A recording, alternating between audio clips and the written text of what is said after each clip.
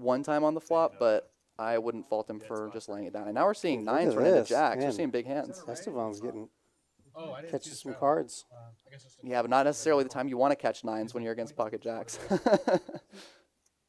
And it looks like There's a question about the raise. the raise.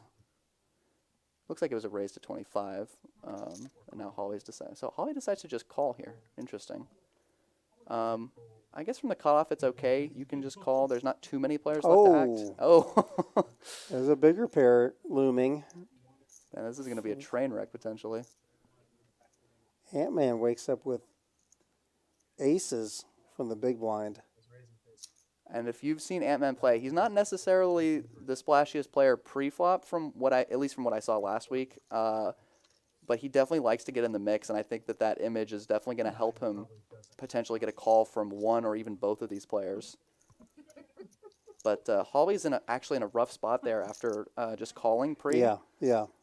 Because her hand strength is very disguised, and she's going to feel like there's a good chance that Ant-Man is just making a move here. She might even... I hope she doesn't elect to back raise here, because that's going to be a disaster for her, but she's grabbing a big stack. This might go all in pre-flop.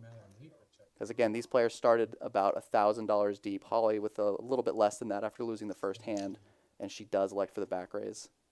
This is going to be...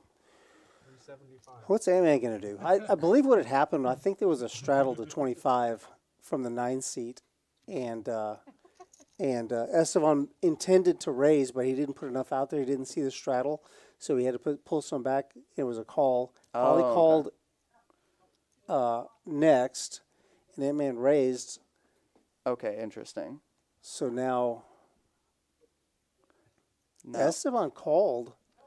Ant-Man's raised to 140, so now we've got... Ant-Man's just wondering, does he raise now or does he...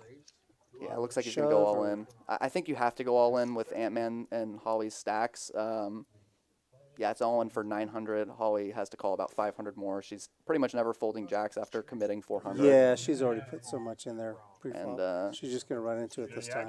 Yeah, that's a rough She's hoping it's start. Ace-King, but... Yeah, she's got 23%, it looks like. A little bit better odds than usual, I think, because of the dead cards. But we'll see. I'm curious if they'll run it once or twice. A lot of people like to run it twice when it's all in pre like this. Probably, yeah. It's a big stack. They did turn the hand over, so they're probably going twice. Yeah, pretty safe flop for aces. I'm kind of rooting for a chop. You know, I don't want them to, don't want a whole lot of blood so early. You were playing with Holly earlier and saying that she was getting toasted, right? Yeah, she kind of had a rough day earlier. That's not a good way to start this this stream session. Looks like maybe they did just go once. Or you can do one time. Okay, they are going twice.